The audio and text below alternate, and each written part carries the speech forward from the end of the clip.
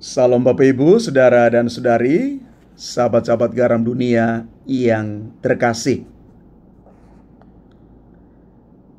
Dari Injil Markus yang kita renungkan hari ini, kita boleh menangkap satu pesan tentang makna sesungguhnya berpuasa.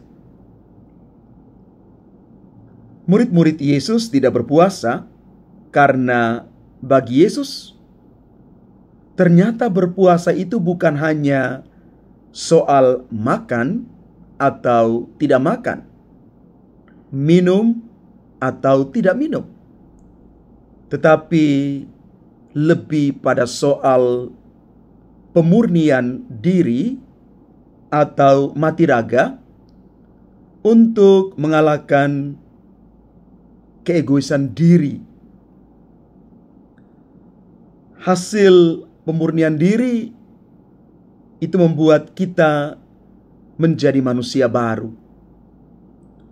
Manusia yang pada akhirnya boleh mengalami yang namanya pembaharuan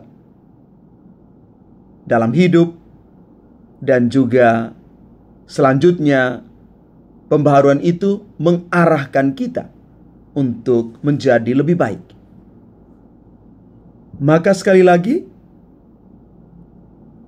puasa bukan soal makan atau tidak makan. Bapak Ibu Saudara-saudari terkasih, masa puasa kerap kali membuat kita menjadi cukup peka. Orang yang berpuasa terkadang merasa terganggu bila melihat orang lain tidak berpuasa. Begitulah apabila orang melihat bahwa puasa itu hanya soal makan dan minum. Tetapi sekali lagi, kalau kita melihat puasa itu dari sudut pandang yang lain, yakni perubahan pola sikap dan bukan hanya soal makan minum belaka, maka kita akan mendapatkan pencerahan yang baru. Perubahan dari dalam, bukan dari luar. Perubahan dari dalam yang mengarahkan orang sampai pada satu titik dia mengalami yang namanya pemurnian hati, pemurnian diri.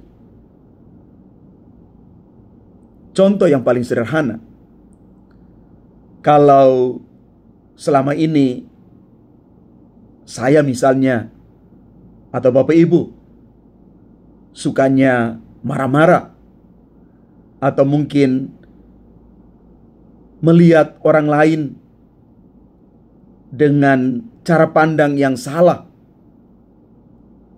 gampang menilai orang lain, maka ketika orang belajar berpuasa, dia belajar untuk mengekang diri.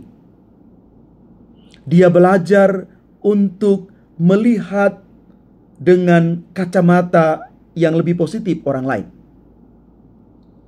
Dia memandang dengan kacamata orang lain dan bukan hanya melulu dengan kacamatanya sendiri. Itulah puasa sesungguhnya,